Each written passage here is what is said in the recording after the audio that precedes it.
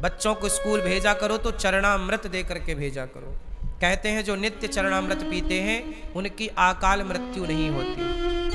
अकाल मृत्यु हरणम सर्वव्याधि विनाशनम विष्णुं पादोदिकं पीत्वा पुनर्जन्म न विद्यते। कहते हैं पुनर्जन्म नहीं होता। जो चरणामृत पीते हैं, चरणामृत की बड़ी, इसलिए मंदिरों में जाते हो तो मिलता ना चरणामृत, उसे हमारे श्री संप्रदाय में तीर्थ कहते हैं। चरणामृत का दूसरा नाम क्या है? क्या नाम है? तीर्थ। तीर्थ का मतलब भगवान में तो संपूर्ण संसार समाया है। भाई यशोदा मैया ने मुंह खुलवाया तो भगवान के मुंह में था कि नहीं पूरा ब्रह्मांड? राम जी के मुंह में था कि नहीं पूरा? तो भगवान में ये संसार सब कहाँ भास रहा, समाया सब भगवान में। तो भगवान को जो स्नान करा के चरणामृत लेते हैं वो संसार के संपूर्ण तीर्थों का तीर्थ है वो, इसलिए तीर्थों का भी तीर्थ है भगवान का चरणामृत, इसलिए हम लोग उसे तीर्थ कहते हैं। चरणामृत का दूसरा नाम है तीर्थ। सभी तीर्थों का जल है वो एक प्रकार से। इसलिए जब भी चरणामृत लिया जाए, कैसे लेते हो आप लोग चरणामृत? ऐसे नहीं, नीचे कपड़ा लगाना चाहिए अपने हाथ। इसलिए पहले के ज़माने में सबके पास दुपट्टा हुआ करता था, चाहे पुरुष हो चाहे स्त्री हो। अब ना पुरुषों के पास दुपट्टा बच्चा, ना स्त्रियों के पास। देखो हम दुपट्टा रखते कि नहीं अपने पास? ये दुपट्टा एक भारतीय मूल परंपरा है।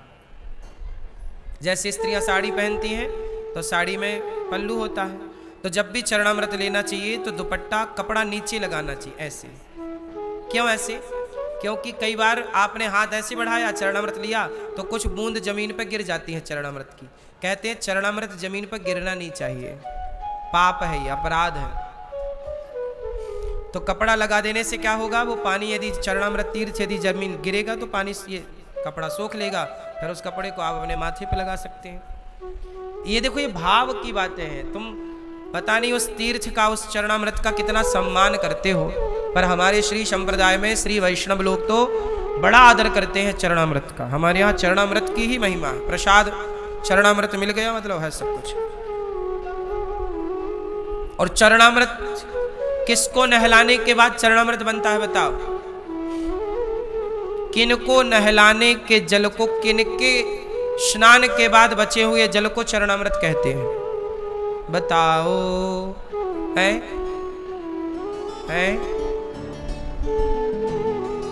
केवल भगवान श्रीमन नारायण, भगवान राम, भगवान कृष्ण, शालिग्राम भगवान।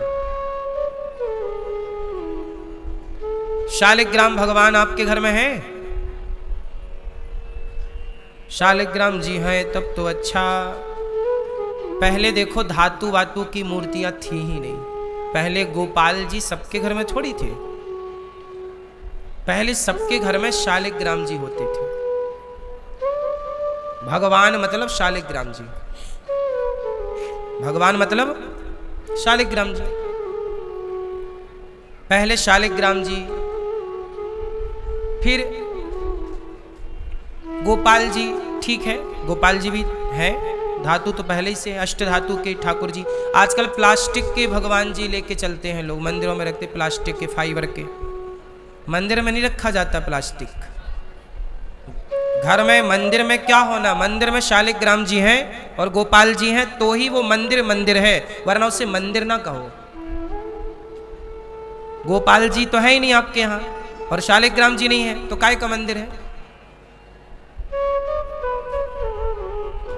इसलिए तुलसी क्या होना चाहिए? द्वार पर तुलसी, द्वार पर तुलसी और गौ माता, शालिग्राम जी, गोपाल जी। द्वार पर शंख चक्र तिलक, रामायुधवंकित ग्रह, शोभा वर्णि न जाय। नव तुलसी का वृंद तहाँ, देख हरसि कपिराय। इसलिए शालिग्राम जी को स्नान करने के बाद जो जल बचे वही चरणामृत है, उसे लेना चाहिए, भोग लगाकर ही ग्रहण करना चाहिए। केवट ने राम जी के चरणामृत को पिया, परिवार को पार लगाया और केवट ने नाव में बिठाए राम को, प्रभु अब हम पार लगाएंगे, चलो मेरी नैया में लक्ष्मण राम। ओ गंगा मैया धीरे बहो। राम जी को बिठाया, केवट नाव चलाया, नाव चला रहा है। तभी केवट ने नाव चलाई, डगमग डगमग डोली। काहे की नैया काहे की गंगा, अरे कौन की नैया कौन की गंगा, और कौन के लक्ष्मण राम। ओ गंगा मैया धीरे बहो, मेरी नैया में लक्ष्मण राम। ओ गंगा मैया धीरे बहो। केवट की नैया भागीरथ की गंगा, आजी केवट की नैया भागीरथ की गंगा, और दशरथ के लक्ष्मण राम। ओ गंगा मैया धीरे। अब जब राम जी बैठे तो केवट ना नाव को थोड़ा बीच में ले जाकर ना डगमग डुलाया ऐसे ऐसे। राम जी बोले गिराएगा क्या केवट, थोड़ा धीरे चल। केवट बोला प्रभु क्या हो रहा है। राम जी बोले डर लग रहा है। केवट बोला तो मेरा हाथ पकड़ लो। कितना चतुर है। केवट कहता है कि आप मेरा हाथ पकड़ो। केवट ये भी तो कह सकता था कि लाओ मैं आपका हाथ पकड़ लेता हूँ। केवट बोला यदि मैंने आपका हाथ पकड़ा ना प्रभु, तो मैं अभिमानवश कभी आपको छोड़ सकता हूँ, पर आपने जैसे एक बार पकड़ लिया तो आप कभी नहीं छोड़ते, इसलिए आप पकड़ो। इसलिए कभी भगवान को आप मत पकड़िएगा, क्योंकि पकड़ ही नहीं पाओगे। इसलिए पकड़ो मत, अपने आप को पकड़वाओ।